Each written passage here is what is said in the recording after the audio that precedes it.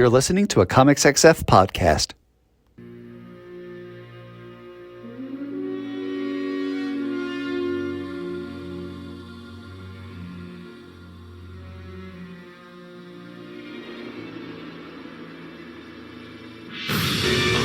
Vengeance. I am the knight. I am Matt Lazowitz, and welcome to this week's episode of Bat Chat with Matt and Will, a Batman ranking podcast, where each week my co-host Will Nevin and I dig into 3 Batman stories, discuss them, and rank them on the big board, thus creating a giant list of Batman stories from best to worst. Will, how are you tonight? Oh, I am perfectly well. We were chatting a little off air about taking care of holiday business as we record on this Christmas Eve. And I gotta say, I am a cranky old man. I love my routines. I love my patterns and my habits. The holidays fuck all of that up. Yeah, they do. Despite having gotten comics today and thinking that it should be Wednesday, it feels like a Friday. I keep forgetting that it's just Wednesday. Not working, and it's just weird. Yeah, I mean, look, the not working thing is fucking clutch. I love not working. It's like my favorite thing.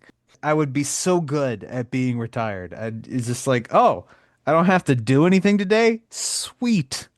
And I don't know about you, but when I'm on vacation or when I'm on break, even the smallest thing that somebody asks me to do, even the smallest social thing becomes like an impossible hurdle. Oh, you want me to have lunch with you when I don't have to work? When I have to like be somewhere at a certain time? That's outrageous. How dare you? I wish I was like that. I'm one of those people that needs to be doing things. I'm very, very bad at relaxing. Oh, buddy, it's the best. Like, okay, my relaxing is going to the gym for, half a day. But I'm still just I answering to no one. And it's oh my God, it's the best fucking feeling. I make plans like, okay, I need to get this done and this done and this done, and I'm always doing things, and I can't just have a day where I do nothing because then I've wasted that day. I need to do something that counts for something. I need to be like, well, I got through reading this much stuff or seeing this many movies, or I have to, yeah, and I know it's not healthy. I need to work on it. I know this. 2026 is going to be the year of relaxing. That would be lovely. Put it on your agenda to think about it. Yeah. Yeah. That's the way to go.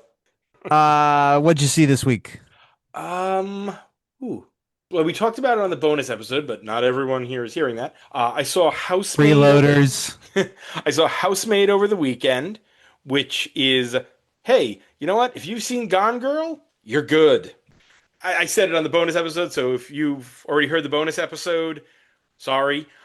It's everything you knew was not what it seemed sort of like Ooh. 2/3 of the way through point pivot. And I You're saw watching the movie in reverse. you're seeing the entire movie again, but just from a different point of view, which can work. Glass Onion does that, and it really works. Here, it was also pretty obvious. Today, I saw Anaconda, which is dumb. It is a dumb movie with some character motivations and things that don't make a lot of sense. But you know what? Paul Rudd and Jack Black and Thandie Newton are clearly having a lot of fun. Hey, you know what? That counts for something, doesn't it? It absolutely does. And Steve Zahn is playing the exact same character that Steve Zahn has played in every movie Steve Zahn has ever been in. We talked about this a few weeks ago after I saw the trailer, but my first impression was that I wanted it to go all the way meta. I wanted it to be Paul Rudd and Jack Black playing Paul Rudd and Jack Black remaking Anaconda, not just some schlubs. But You know, I did not walk out of this being like, oh, there's 90 minutes of my life I'm never gonna have back. And I've seen plenty of movies where I've walked out where it's like, ugh. No, this was fine. It was fun. There were moments where I got some genuine laughs out of it. But it's not a movie where I'm like, oh, I need to own this on Blu-ray and I need to watch it again the minute I can. I was like, nah, this was fine. Tomorrow I'm gonna be going to see Marty Supreme with my parents for, Jewish Christmas. Which is the same as regular Christmas, just not really reverent or anything. No, it involves going to one of two types of eateries, either a Chinese restaurant or a Jewish deli, and then seeing a movie. That is what my people do on Christmas. And we're Because those are like the two things that are open on Christmas. and tomorrow we are going to this phenomenal Jewish deli that my dad has been wanting to get back to forever because they have a corned beef sandwich, with the corned beef and the Russian dressing and the Swiss cheese and the coleslaw that's like bigger than your mouth. You got like And they also have the big matzo balls. That's what I'm going for. Tomorrow is matzo ball soup and latkes for Matt. That's a good day. Yeah. Um, the wife and I are going to have a Christmas dinner with her gay bowling league. Nice. I want to take a pause here to rant for just a second. It is also a Dirty Santa gift exchange. You familiar with this? No. Okay, well, the general idea is that you bring a wrapped gift and you kind of draw lots to see who goes first. We call it white elephant, but Yeah, okay. Now, here's the distinction to me. The white elephant, right? It's the idea you bring a shit gift. I don't understand that part of it. it depends. There are white elephants where they are supposed to be not necessarily shitty, but wacky or goofy. What I don't get is the people who intentionally bring shit presents. Like it's hilarious. I don't want to take home your shit. I really don't. And the one tomorrow, not only do they have some kind of monetary limit on it, and of course I've never paid attention to those. I'm the obnoxious guy who brings like a nice gift. I want to win the party. Everything's a competition, Matt. Oh, I'm well Um, aware of your thoughts on anything like that. Yeah, yeah. Suck it, Battle of the Atom. You totally unrelated podcast. But the one tomorrow is a thrift store white elephant. And I definitely do not want any shit from the thrift store. I really don't. I don't want secondhand shit. I don't. The stealing part of the as my people called it, the Dirty Santa can be fun. I'm skeptical about tomorrow, but I have settled on since I was given a bag of crap at the last party I went to, I will pass along my bag of crap. So it'll be a Christmas dish towel, a candle, crackers, some crap dart game that we got like 2 years ago, and then I might just rummage around the house and see what else to throw in there. The one time I did one of these where it was supposed to be something, crappy, I went to Target or Walmart, one of the places where they had, a bin of $5 DVDs. And I went through and I was like, all right, what can I find in here that's dumb? Grumpy Cat Saves Christmas. Ah. It was like, yeah, this is the perfect crappy gift. And it was. Now, years ago, at a different party I would go to, we had a guy who would consistently bring shit gifts. Like he would bring like the random used DVD he picked up or the box of Little Debbie's. And eventually we stopped inviting him because he was a giant asshole. The first year he didn't come, I put together one of his like stereotypical shitty gifts. But inside like the box of Little Debbie's, I stuck in a gift card and I super glued it. I was sneaky about it. See, there you go. So the compact comics, right? Yes. The best of them, the idealized version of them, timeless stories, eminently accessible. Yes. That's what we're doing tonight, right? Oh, yeah. Tonight we are absolutely doing completely timeless stories and not three random stories featuring a bizarre character. No, Good. actually, tonight we're reading three stories featuring one of Gotham's stranger non-Bat family vigilantes, the Creeper. Now, would we be reading his origin at all tonight? No, because the Creeper's origin was not a Batman story. The Creeper was created by legendary comics creator and noted Randian Steve Ditko in one of the issues of Showcase, which was a series that was basically a tryout series. Every issue of Showcase featured a different character being created or weird random stories. The Creeper he's a strange character, and I will be completely honest. He's a character that does show up in a lot of Bat stories because they have moved him into Gotham in a lot of different permutations. But I really did this because I picked up a comic that had the Creeper in it, and I was like, I want to read this. I need an excuse to read this. So let me build an episode. What can I build an episode of that I could do this? Let's do the Creeper. Yeah, that's it. Yeah. I have a feeling like you have very little exposure to the Creeper. Exposure, creeper. The most I have with Jack Ryder is the podcast. Mmm. I know nothing of the creeper.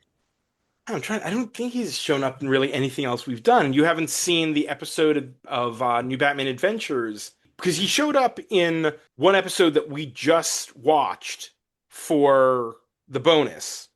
But he doesn't become the Creeper until the very end of that season, and it's a modified origin. It's not his actual origin. Long-ish story short, he basically is this guy who he was a reporter. He winds up getting kidnapped along with a scientist from a costume party. So he's wearing this crazy costume. He gets wounded. The scientist does something to save him, but it bonds him to the costume and affects his mind. And so he can switch between Jack Ryder, who's this sort of jerk ass exploitative journalist, isn't maybe the right word, but I mean, he's from the 70s, so it's very kind of Morton Downey kind of vibes. He's the guy from Die Hard. Yes, exactly. And the Creeper, who is this bizarre superhero who has, your typical suite of heightened strength, durability, stamina, and a weird, crazy laugh that puts people on edge. Some kind of psychic effect. He shows up fairly uncommonly. It's not necessarily the right word, but he's not a character that shows up a lot, but he shows up at fairly regular intervals and has never held a series for more than a couple of years tops. I think the longest Creeper series ran like 20 issues. Can't believe they give him his own book. Oh, they've given him his own book like 5 or 6 times. That's insane. First series is a 6-issue series written by Denny O'Neil. Then there was, I know, a 90s series. Then there was they did a Vertigo miniseries. They did another mainstream DC miniseries. So I guess four shots at the Creeper getting his own book. And it's never really flown because I mean, the Batman the Animated Series really played on this, but he's kind of like, what if the Joker was a good guy? But everybody still kind of treats him like the Joker. Yeah, they all think he's a villain, but he's not. But yeah, so that is the rough origin and background of the Creeper. But the stories we are covering tonight are meetings between the Creeper and Batman or Bat-related characters. The first story of the night is "And Hellgrammite is His Name." This is Brave and the Bold, Volume 1, Number 80. The writer is Bob Haney, with pencils by Neil Adams, inks by Dick Giordano, no colorist is credited, letters by Ray Holloway, and edited by Murray Boltinoff. The cover date is November of 1968. Jack Ryder reports on a new threat coming to Gotham City, the insectoid Hellgrammite. Batman isn't inclined to trust Ryder until Batman and Ryder's alter ego, the Creeper, encounter the gigantic Bugman and must team up to stop his plan to take over the Gotham underworld. There's one very key name in that introduction. That'd be Bob Haney. Oh, exactly. Because this is, as ever, a Bob Haney story.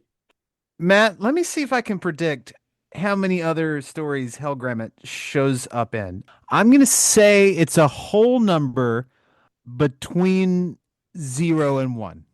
No, Hellgrammite actually winds up being a character. I don't think he shows up. He's not like a major DC villain, but he is a character who does pop up occasionally. Get the fuck out. No, no. I first encountered him in an issue of Action Comics. So he definitely has popped up. My one complaint often with the DC wiki is that it divides characters like they're pre-crisis and post-crisis. Like, can I just get, yeah, according to this, there are at least 30 appearances of Hellgrammite. That's stupid, Matt. But this is the first. Yes, this is indeed the first. But again, they're usually like, oh, he'll pop up here as some sort of bug-themed threat. I also think looking at this, a lot of these are, oh, we've got a big group shot of villains, and here's Hellgrammite. Because he's got a very distinct look. I mean, this is a character designed by Neil Adams. So he's gonna have a cool look. And let's be clear, unlike some other F tier villains, this is not a guy in a bug suit. This is a guy who's become a big bug. Yet we get very little explanation of how he became a giant bug man. He was a bug scientist, Matt. That just happens. Except, was he? Because, listen, we know Bob Haney is not exactly known for being a details guy. Not a details guy. What is the word for a bug scientist? Hmm. Look, I don't want to make the same mistake that Bob Haney made, so I'm going to look it up. Okay, That'd be an entomologist. precisely. The word that Bob Haney uses in this comic, Was not the right word. it was etymologist, the study of words. Yes. So either Jack Ryder doesn't know the difference and the creeper said the wrong word, or he said the right word and this dude was studying dictionaries and got bitten by a bookworm and turned into a giant bug man. I mean, that would be pretty funny if he got bitten by a bookworm. That's pretty Yeah, good. yeah, but I was like, wait a minute. I looked at it like, that's not the right word, Bob Haney. That's No, not that's the not right the word you Paul. want there. You keep using that word. I do not think it means what you think it means. Inconceivable. Yes. Aside from that, this is a Bob Haney comic. This is, wait, Bob Haney, this doesn't, none of this works the way you seem to be hinting that it works. Listen, I'm telling you, the Hellgrammite is coming. Why aren't any of you listening to me? He's coming. Do something about it. I know you don't believe it's real. I know I haven't shown you anything or explained anything, but I'm telling you, a big giant bug man is on the way. Pay attention to me. I know that I have been wrong many, many times before, and I am known for exaggerating my reporting, but I'm not exaggerating this. A giant bug man is on the way. I don't know what he's here to do, but it's not good. And needless to say, nobody believes him until they see the giant bug man. Oh shit, that's a giant bug man. And he's stealing all the gangsters in Gotham. To transform them into giant bugmen that will be his subordinate giant bugmen so he can take over the rackets. Ah. If this were anybody else writing it, I would completely scoff at this.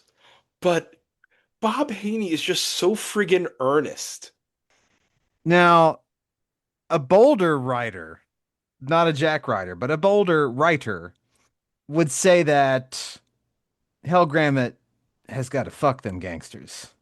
He has got to fuck them into being bugmen. But apparently, Bob Haney just says you just got to put them in the cocoons and the cocoons will change them.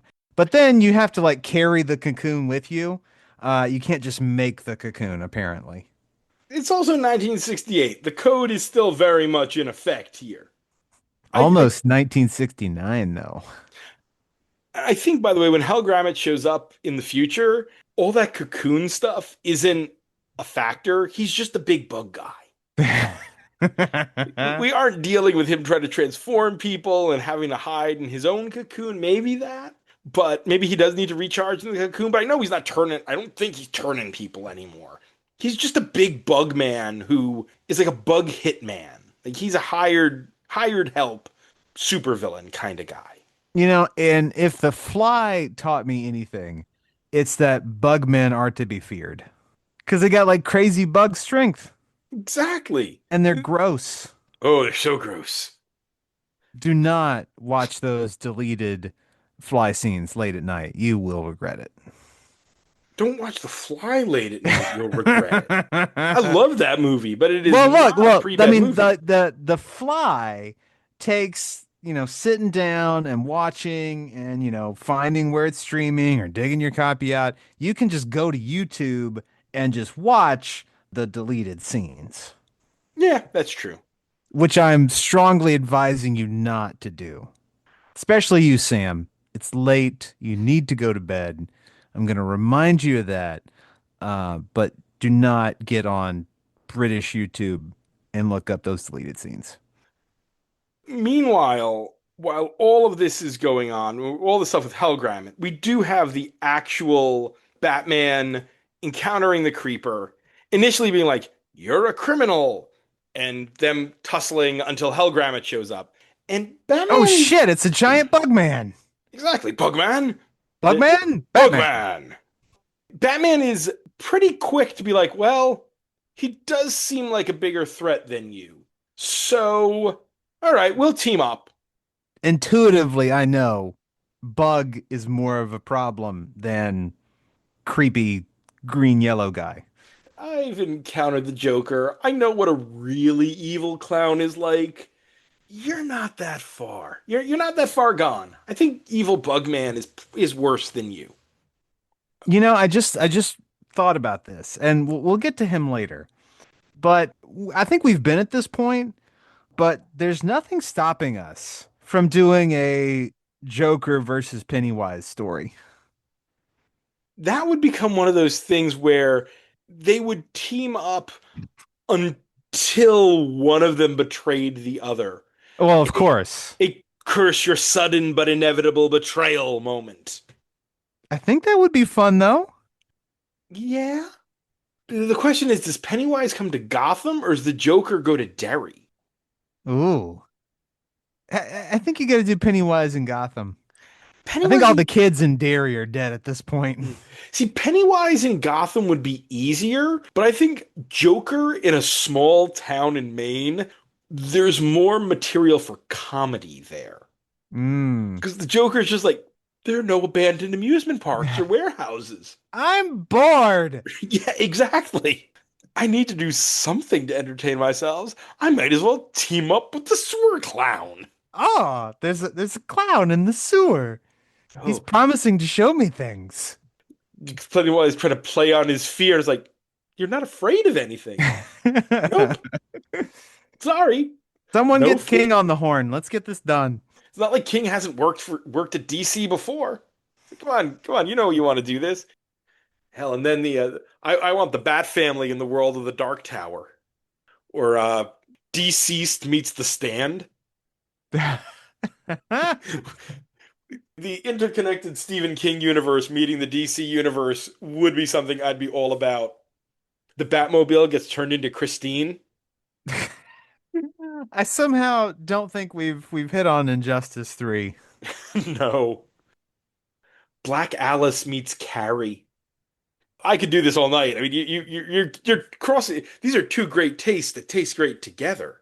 One final aside that doesn't fit with anywhere else, but I did want to talk about it because I stumbled upon it this week. So I started reading Carl Sagan's Demon Haunted World, which is just kind of his just sort of views on the place of science, his combating pseudoscience, and his dismay at the state of culture and scientific literacy. He talks about being a big fan of Zatara and actually, as an 8-year-old kid, trying to say things in reverse and expecting stones to levitate. And he says he blamed himself for not pronouncing it correctly. And I thought it was adorable. That's pretty great. Have you ever read or hopefully maybe heard of Atomic Robo, the independent comic series? Yes.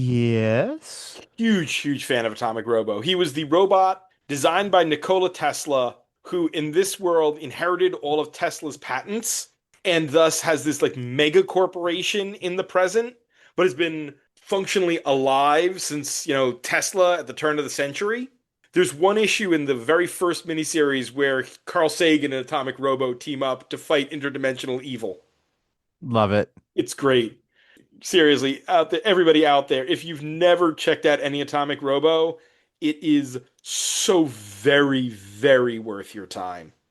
Such a great, great comic. But back to this book. I will also say that the creeper in this story and the third story seem to be pretty much the same creeper. The creeper in the middle story is weirdly different.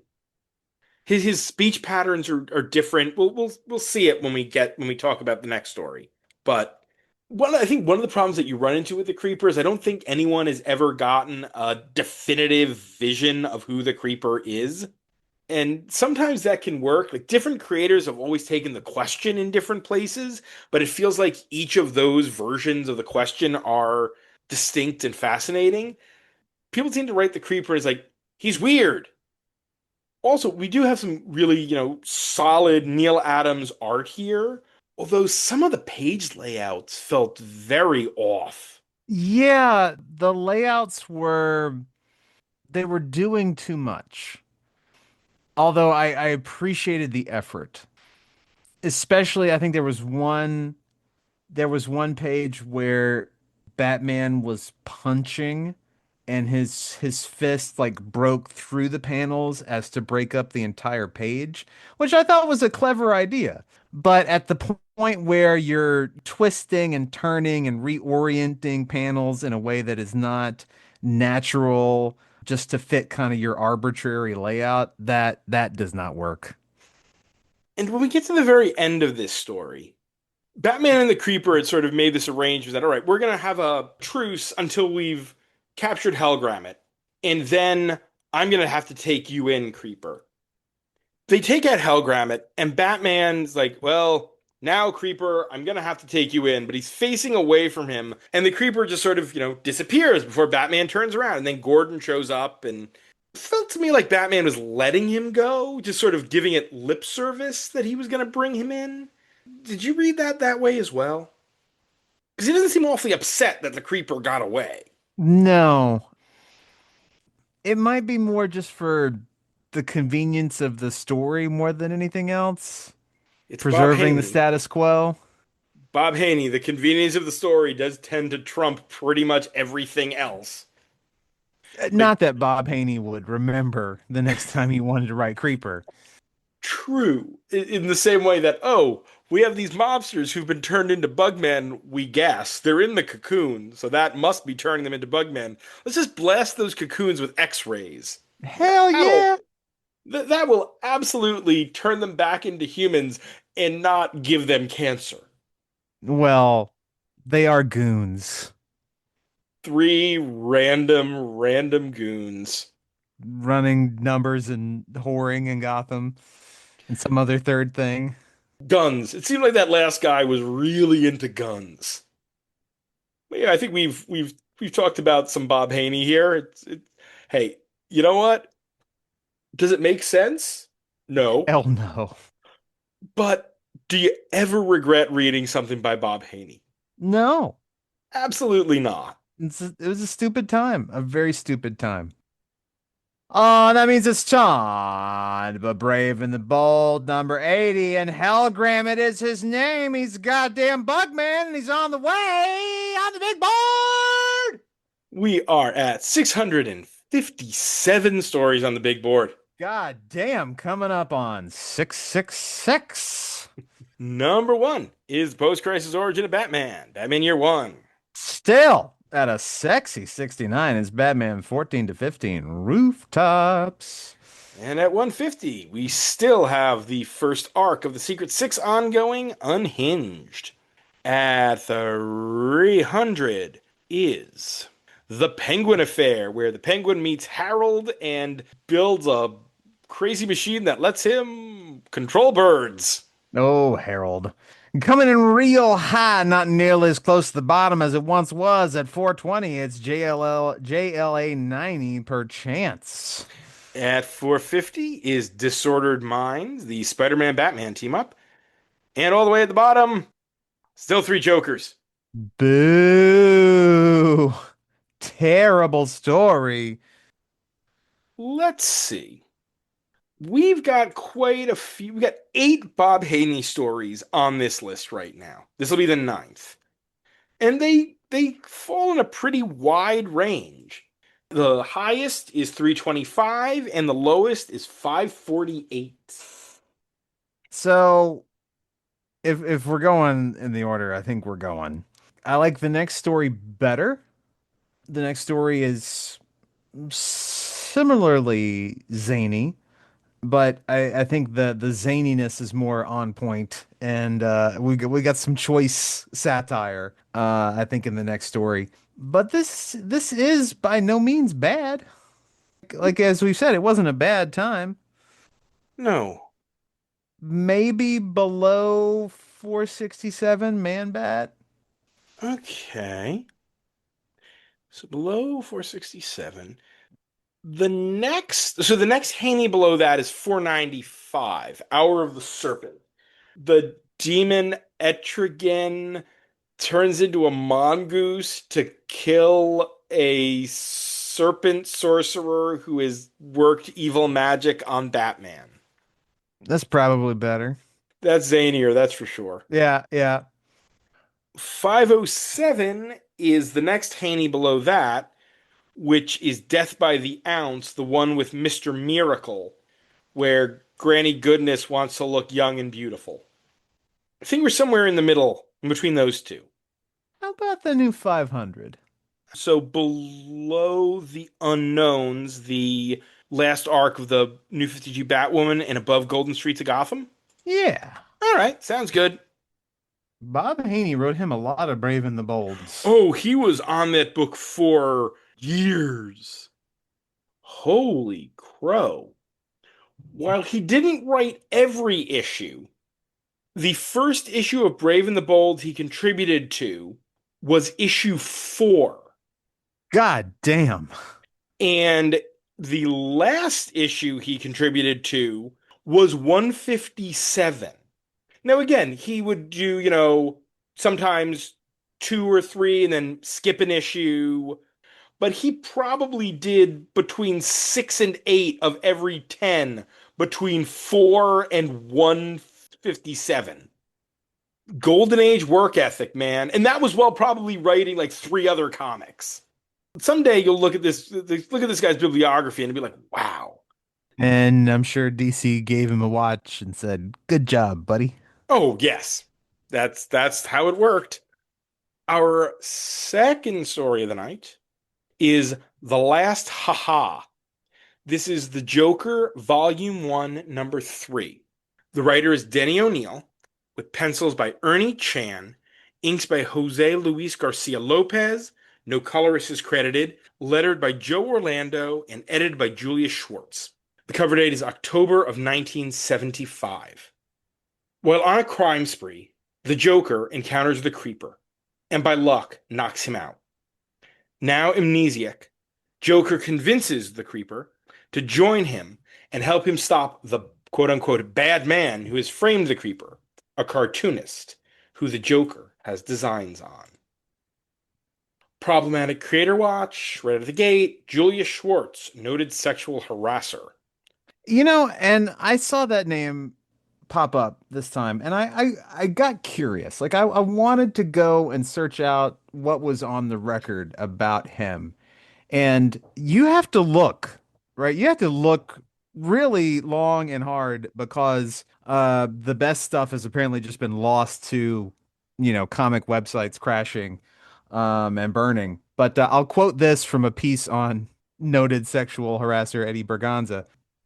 By the time Berganza started at DC, editor emeritus and DC Comics, quote, goodwill ambassador, end quote, Julia Schwartz had spent decades allegedly groping promising female artists and greeting female colleagues with what former DC employee Heidi McDonald described as, quote, a big wet kiss on the mouth, no matter how much I squirmed away, end quote. Not a good guy. No. And everybody at DC knew about it. Yay. I was about to say comics in the 60s, 70s, and 80s, but society in the 60s, 70s, 80s, 90s, etc., moving to the present. Ugh. But hey, Joker and the Creeper. Joker and the Creeper. A delightful little comic. I Yes. loved this because, not for the Creeper, not for Joker, but because we shit on Chuck Schultz. The Oh yeah. king of comic strips finally gets what's coming to him. Yeah, no, the whole shtick here is that the Joker has decided to kidnap what is his name? Cashew? Charlie Cashew. Oh no, Charlie Cashew is the character, the Charlie Brown character. Sandy Saturn There we go. is Charles Schultz. And they completely play him as burned out and bored and sick to death of being this guy writing this saccharine comic strip. This is one of the stories that I first read in the greatest Joker stories ever told. One of my two foundational trades. Now, why would you want to ever be able to find that book again? I don't know. I know someday I'm going to find the box that is in and I'm going to open it and it's going to fall apart in my hands. That and the greatest Batman stories ever told because I read those things forever, over and over again. So this is the Joker series. We've covered two of these issues before. We've covered issue 1, which is the Joker's Double Jeopardy, where he and Two-Face compete, and Luthor, You're Driving Me Sane. It's issue 7. So now we're at issue 3.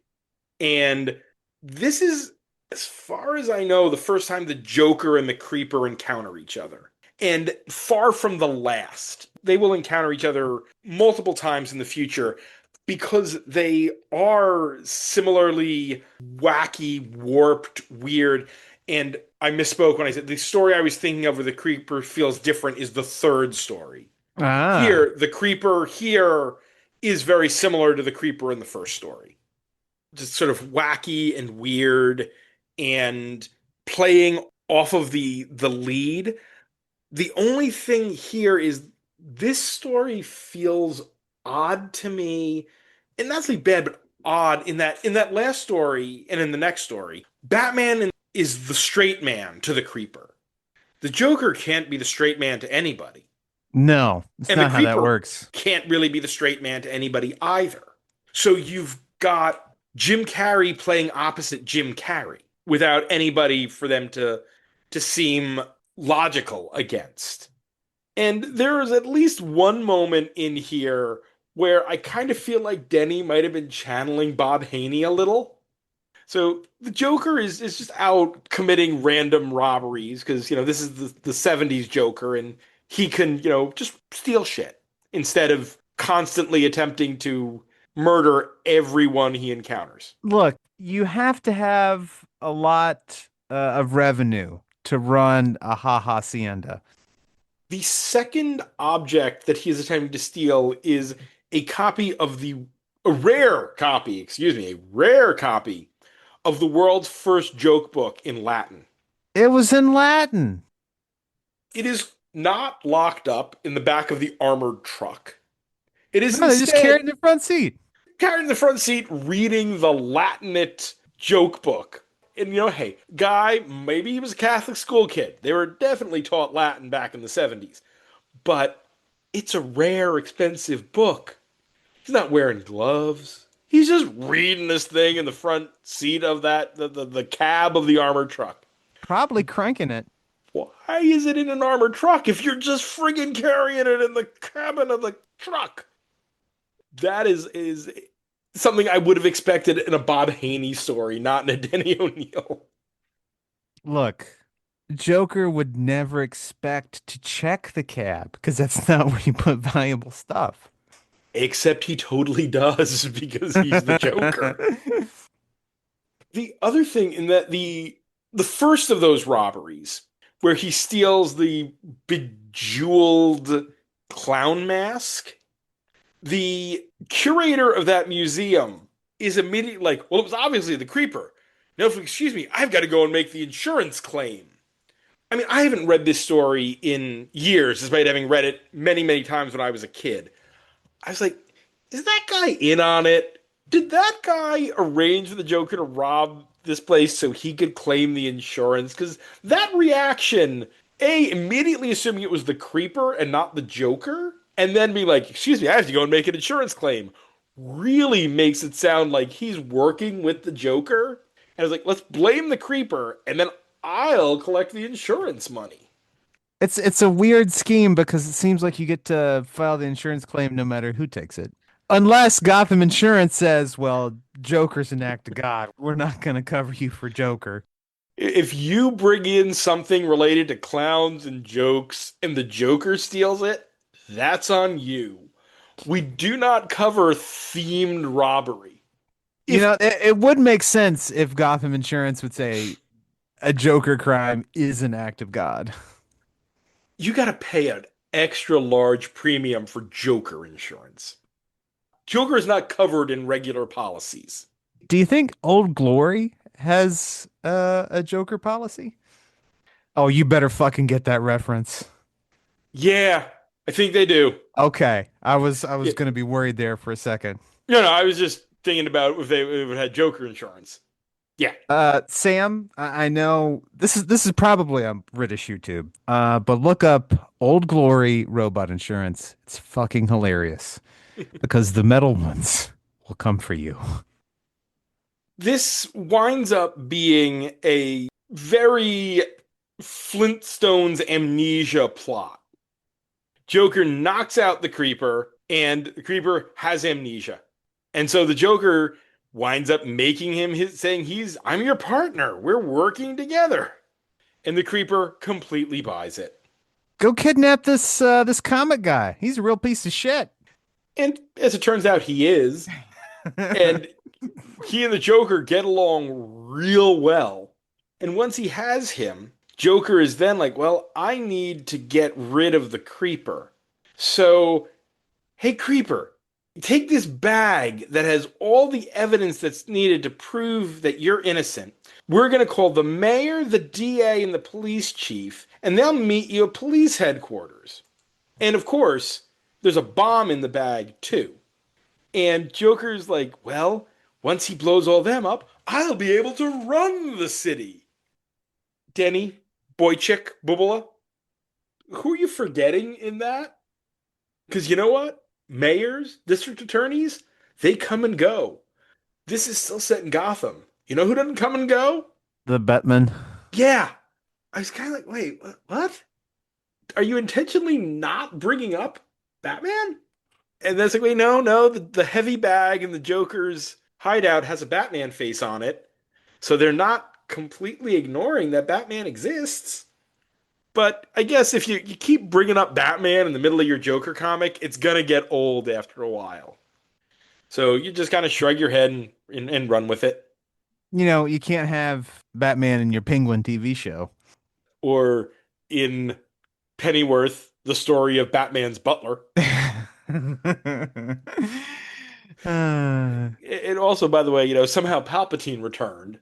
Somehow the only line equally as dumb as renaming that series Pennyworth the story of Batman's butler. To quote Benoit Blanc, no, it's just dumb. But then in the end, Joker winds up inadvertently turning Creeper back into Jack Ryder, which gives him back his memory. He ditches the bomb, goes back to the Joker's hideout. They tussle, and Creeper wins and drags Joker back to jail. Ta-da. Because as is the Ta-da. problem with the Joker ongoing, we're still at a period where the code is happening, so crime can't pay, and the villain has to get his comeuppance. So the Joker has to go back to jail at the end of every issue of his own series. I really liked the splash at the beginning and then the final page, both of which use the artist's drawing board that is sort of worked into the series because of the cartoonist stuff throughout. We don't find out what happened to that guy. I guess Ryder helped him escape. You think he really wants to escape? No, he seemed pretty happy to be drawing the Joker killing Charlie Brown over and over again. If we were doing this today, right, and if it was more serialized, like this guy would still be in the hacienda, just drawing just more and more demented strips. Joker Tijuana Bibles. And then eventually Joker would just say, I think you need help. I think you have to leave. Joker This gets isn't fun anymore. Yeah, exactly. The Joker gets bored, and eventually he's like, "Yeah, wait, the whole joy in this for me is you suffering. You're enjoying this. That's not fun for me. It's fun for me for the first like 20 minutes. But then this is just derivative slop. Give me something fresh, something new.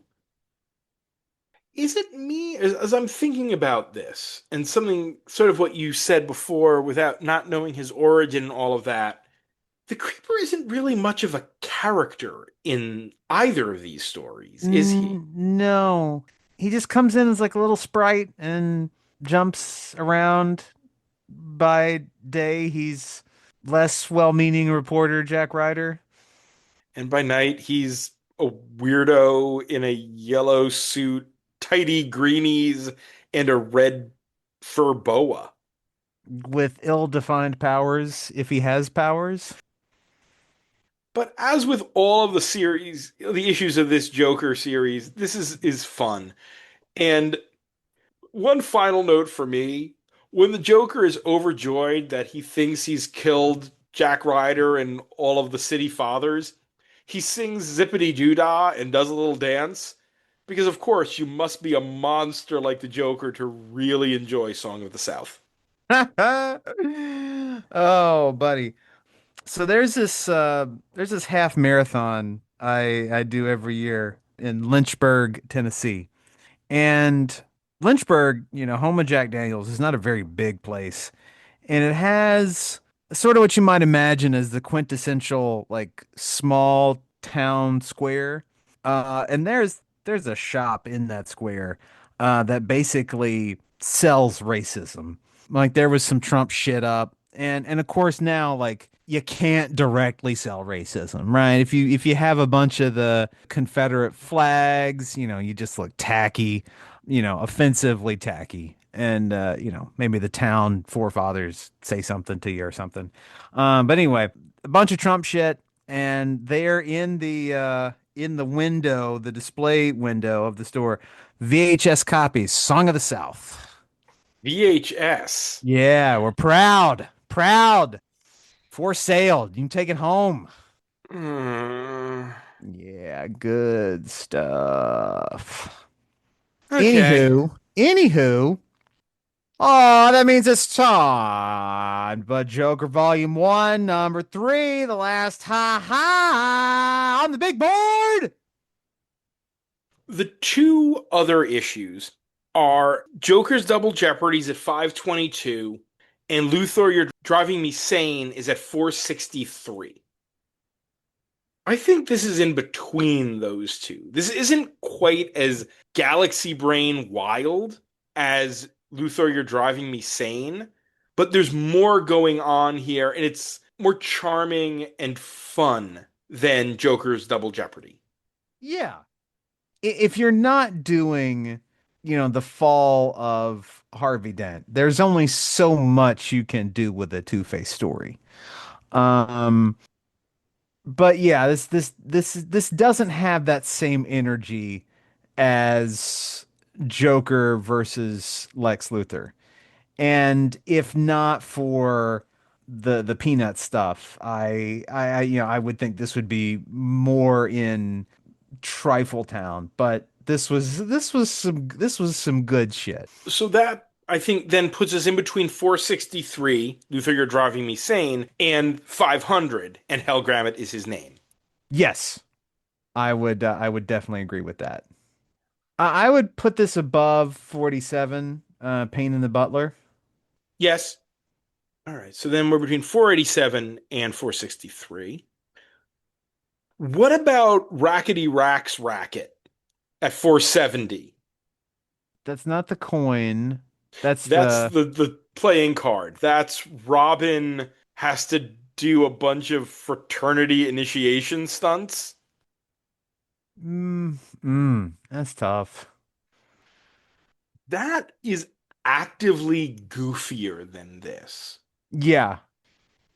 Similarly, 474. What I've got down is the Ballad of Joe Coyne. Penny Plunderers. Yeah. Ooh, yeah.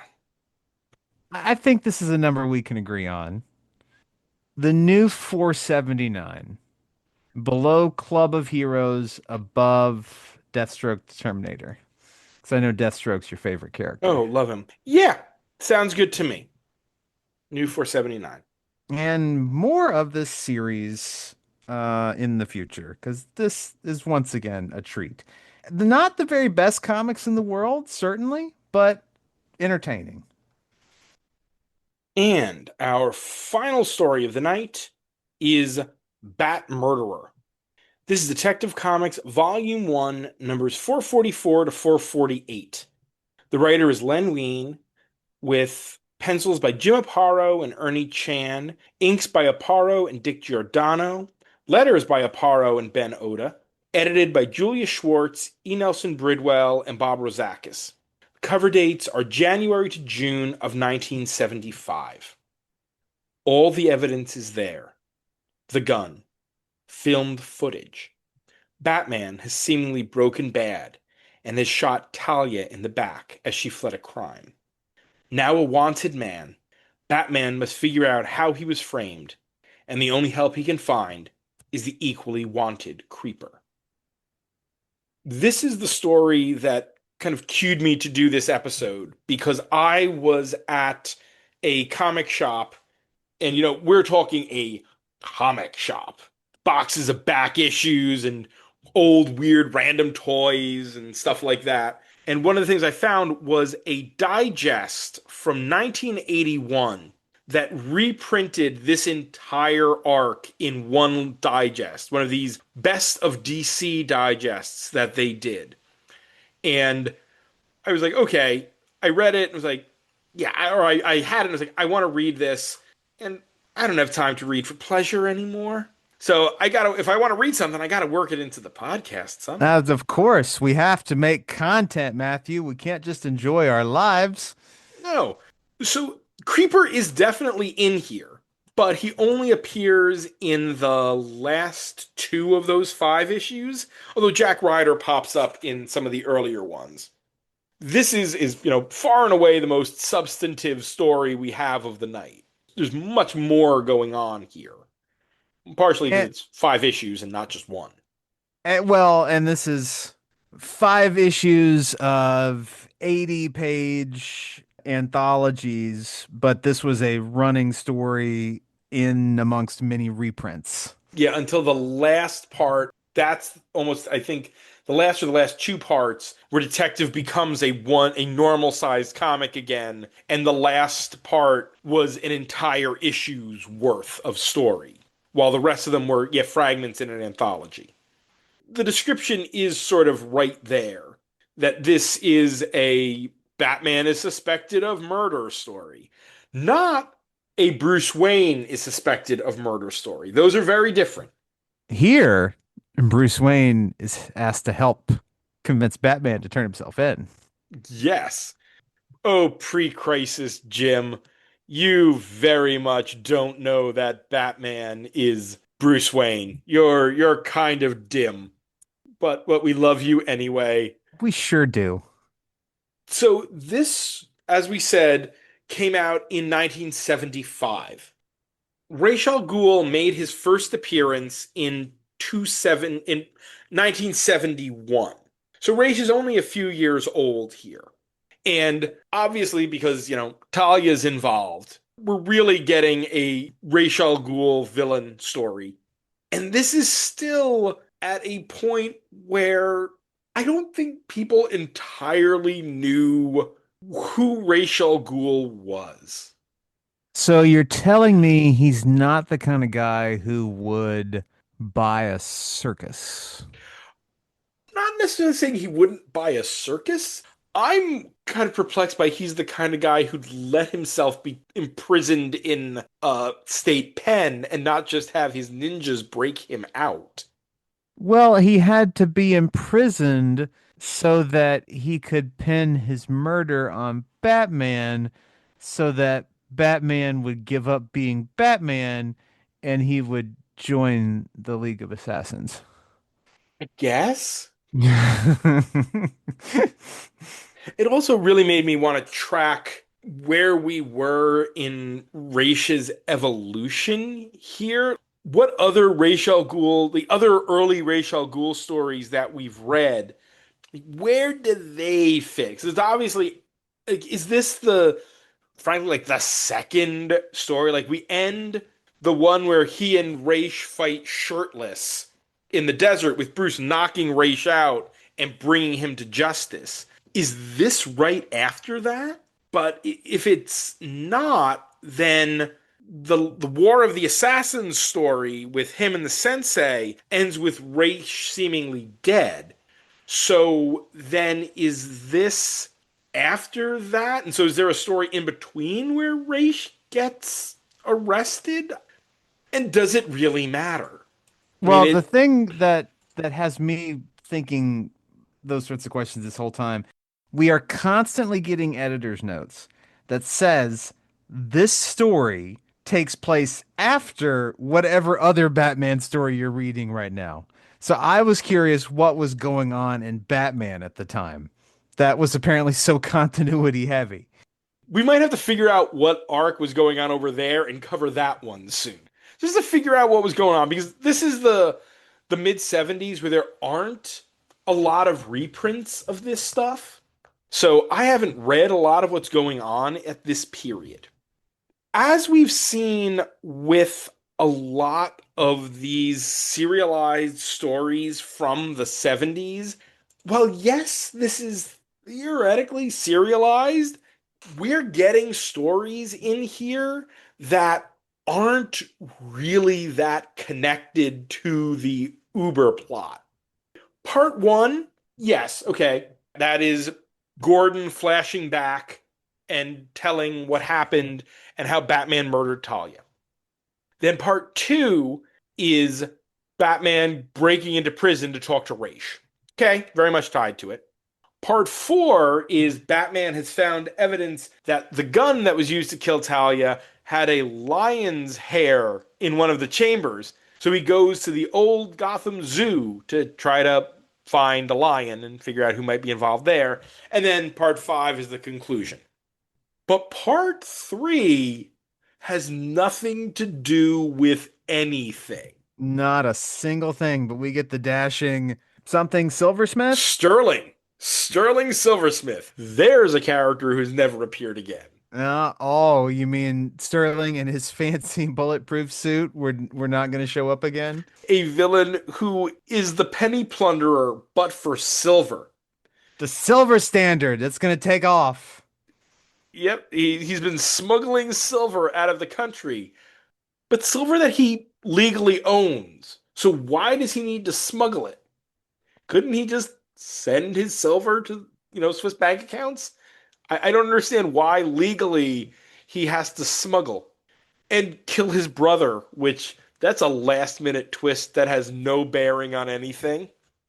So I got curious about what was going on in Batman in 1975, and I didn't learn anything about that. But what I did learn in 1975 is that DC launched a Sherlock Holmes comic and canceled it after one issue.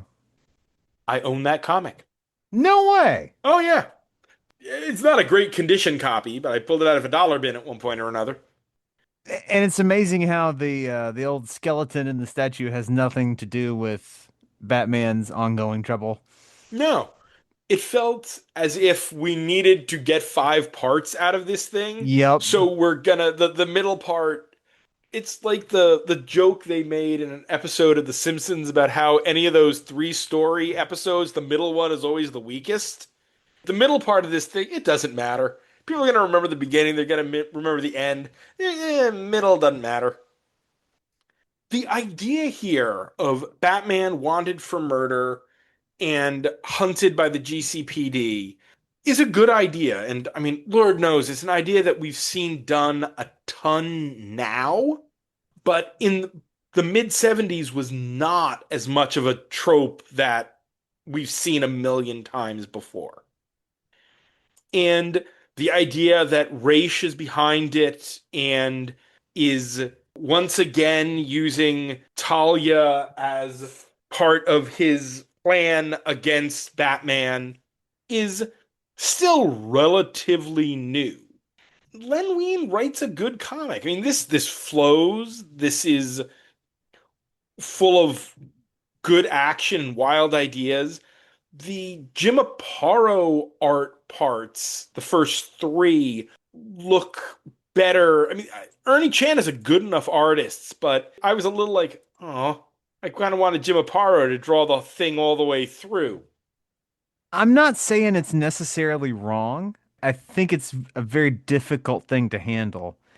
But Batman's voice gets very weird when he's trying to explain himself in what looks like a murder. When he's like, "Oh, hey, boys, fellas, guys, let's wait a second here. I don't know what's going on. Let's figure it out together." Like it's a weird spot where he's not in control. Like I don't think we see that very often. So it's not that it's the wrong voice. It's very just jarring to have that. And it's a Batman of the 70s. This isn't the Batman who we know now, who is the hyper competent creature of the night, distant guy. I mean, yes, he is hyper competent. I mean, there's how many times like the world's greatest martial artist, the world's greatest escape artist, the world's greatest this and that and the other thing is he described that throughout this story. But he is more human than Batman of the 80s onward. And there are some great scenes between him and Alfred in here, where Alfred is clearly worried about him. And at one point has to ask him, "You didn't really do it, did you?" And he No. does that very politely and delicately. Yeah, and Bruce is like, "No, I mean, I saw the video too. If I didn't know I didn't pull the trigger, I'd worry about it myself." And of course, it all gets explained on the very last page. With a just sheer wild techno babble explanation. But let's first talk about the zoo and the creeper before we get into that last part. Because we're gonna have to spend some time on that last part because there's a lot going on there. Yes. The creeper's voice, this is the one where the creeper's voice is different. Because as opposed to just being sort of wacky, he's like calling everyone mortal and being weirdly poetic. Len Wein seems to have a different vision of the creeper than either Bob Haney or Denny O'Neil did. It seems to be like he's trying to come across as like supernatural. It seemed off to me. Almost as if the first draft of the story had been Etrigan and you just scratch it out and write creeper and Mm. change it around a little bit. Yeah, there seems to be some sort of similar vibe there. But then we do get into part five. Let's be fair. Part four is just, hey, Batman and the Creeper fight each other, fight some lions, find a guy gets shot before he can tell them the truth. But Then, Batman does punch the shit out of a lion. yes, he does. But then we get to part five, the final part, where Jack Ryder has determined the only other place you could get a lion in Gotham is Gaston St. Lucifer's Circus Extraordinaire. Kind of right there on the 10, isn't it? A little bit. Gaston St. Lucifer. Well, come on down to the Hell Circus, kids. And it is a hell circus full of weirdos who include a techno marksman. Bruce breaks into the marksman's trailer and he's got gunsmithing equipment and high-tech circuitry. So this guy is it is the classic supervillain question of you can build all this crazy tech. Why are you a criminal? Why aren't you just selling this to the highest bidder and making a fortune? That is neither here nor there because really, Batman spends most of that issue chasing a little person who, as it turns out, is not a little person, but is instead Ra's al Ghul using a hallucinogenic gas to make everyone picture a little person where he is standing. Ah, but you see, the gas is not good enough to cover shadows and footprints. So that's how Batman knows. I think I've mentioned this in the show before, but I will once again reiterate and make it clear. I do not imbibe substances. I do not drink, I do not smoke cigarettes or marijuana or take any type of drug. It's just this is not a judgment on anyone who does. I don't. As far as I know, if two people take the same psychotropic at the same time, they are not going to have the same exact hallucination. How does this psychotropic gas make everyone picture Ra's al Ghul the same way? The League has had a very long time to perfect this. Because Ra's al Ghul sat back and said, someday I will need to convince the detective that I am not Ra's al Ghul. I am but a little person. And of course, the snake charmer is Talia, because she's Talia. And Ra's had also dummied up the coffins they were in with, well, dummies, but not just dummies, because he'd also made the coffins where the dummy could appear and disappear for reasons that I couldn't understand. Why not just Just have to the fuck dummy, with Batman. I guess? And of course, as is the way with 75% of Ra's al Ghul stories, he seemingly dies at the end. And of course, he's not dead.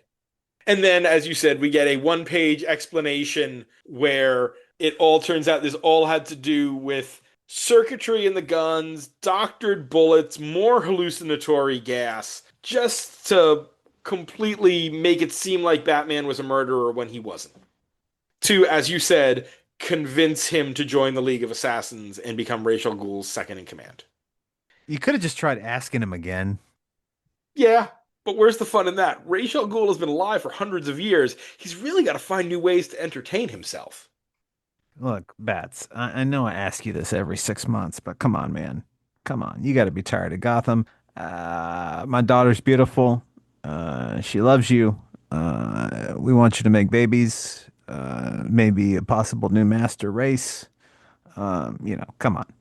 Okay. All right. I'll see you again in 6 months. I don't think this story does qualify as one of the best of DC of all time. I don't even know if it necessarily is one of the best of DC if it had come out in the early 1980s, but they didn't do a lot of five-parters back then. So if you needed to fill an entire digest with one story, it was certainly a way to go. And there are times where we give these stories, shit for their weird leaps of logic, but it's never boring. No?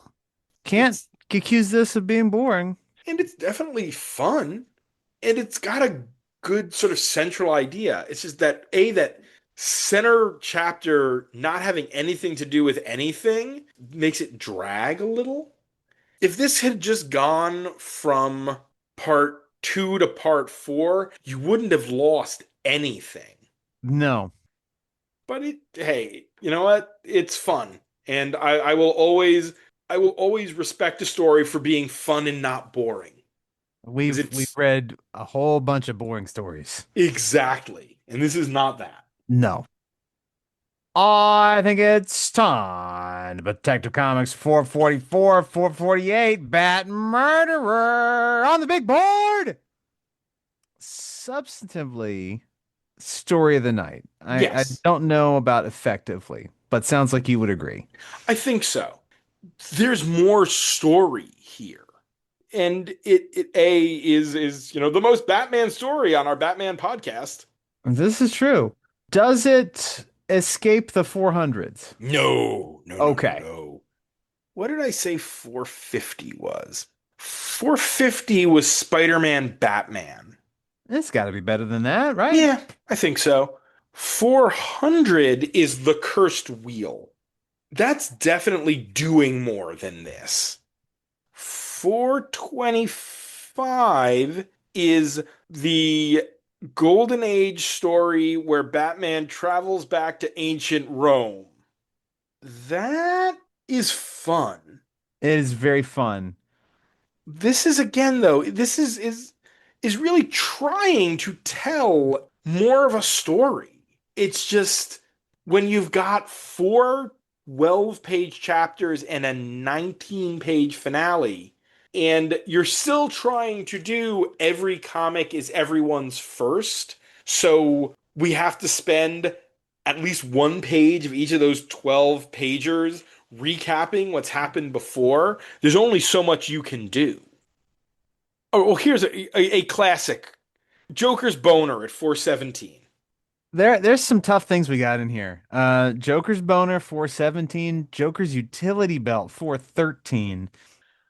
Again, this is trying to do more than either of those. But then the question is, does unfulfilled ambition beat just joy? What about Batman and Robin Eternal at 423? That certainly is trying to do a whole hell of a lot more than this is. And is probably more successful. While it does not succeed in doing everything it's trying to do, it is more successful in doing what it's trying than this is. I think what I'm trying to do now is I'm trying to move up the floor. Battle for the Cowl at 435. I think it can be better. I think it's better than that. That is a caretaker presidency of a comic. So sounds like we are between 423 and 435. Yes. And I think we're closer to the top of that range. Probably below It Happened in Rome. Yes, but I think above the Batman Begins movie adaptation. How about the new 427, below The Curse of the Innistree Quill and above Nightfall Rising? But not that Nightfall. Right. Yes. New 427. This is one I would, if you can find a way to track this down. I mean, it is available on Infinite. I would recommend reading this. It's short, despite it seeming like it's 5 issues. Those are all, as I said, partial issues. And it's a really interesting snapshot of a story of its time. And Len Wein, he could write a fun comic. If you have read Len Wein's Marvel stuff, which most people are more familiar with, this is a good snapshot of his DC work. But hey, that's it for this week. Next week, we're returning to the runs we're reading in order, but with a twist. We'll move closer to the end of No Man's Land and the Morrison run, but instead of continuing Injustice, we're taking a pause there, and we begin Night Quest: The Crusade. Speaking of Night Quest, Nightfall. Yes. Remember, you can support the podcast on Patreon at patreon.com/batchatwithmatt and Will, where you can get shoutouts, bonus content, pick a story, and even come on the show. We'd like to thank those Patreon backers: Dan Grote, Josh Wheel, Mrs. Abigail Hartbaum, Mm. Asimov Fangirl, Tony Thornley, Go Aggies. Sam Hopper, Go to bed, Sam. It is late. John Wickham, John, you lovely, lovely boy. Robert Secundus, Bobby, put the Avatar discourse down. Put it down. Walk away. Tim Rooney, Giorgio Reggioli, David Wheel, World's greatest gray belt. Alexander Wheel, Matt McThorne, McThorny. Dan Offer, Barely Knower. Nate Randell, Daniel Mosley, Ross Holmes, Mr. Random Ace. Will Crisp, Me compadre. Carlos Cordova, Jordan Jennings, Charlie Etheridge Nunn, and Sean Chambly for their support. This show is available on Apple Podcasts, Spotify, Amazon Music/Audible, YouTube Music, Podbean, and on comicsxf.com. New episodes drop every Thursday. You can find me on Blue Sky, where I talk about comics and other random things, and Letterboxd, where I review all the movies I watch, both at MattLaz1013. You can find me on Twitter at Will Nevin, where I'm a prisoner of Robert Secundus's discourse, and I grow weary. My burden is heavy, and I would like to put it down. I would like to know less about Avatar and less about all of the random things happening online. But I love you, Bobby. You're a good guy, great guy. But I'm gonna get some hooch, and I'm gonna stay up for Santa. But until then, or after that, after Santa, good night, Huntsville. And be sure to visit ComicsXF at comicsxf.com or ComicsXF on Blue Sky for our weekly Friday Bat Chat roundup of new Bat books, for my other show, the ComicsXF Interview Podcast, where my longtime best friend Dan Grote and I interview comics creators, retailers, publishers, journalists, and other related tradespeople, as well as all the other stuff Will and I are writing. And stay safe out there, folks. Gotham is not a place to be after dark.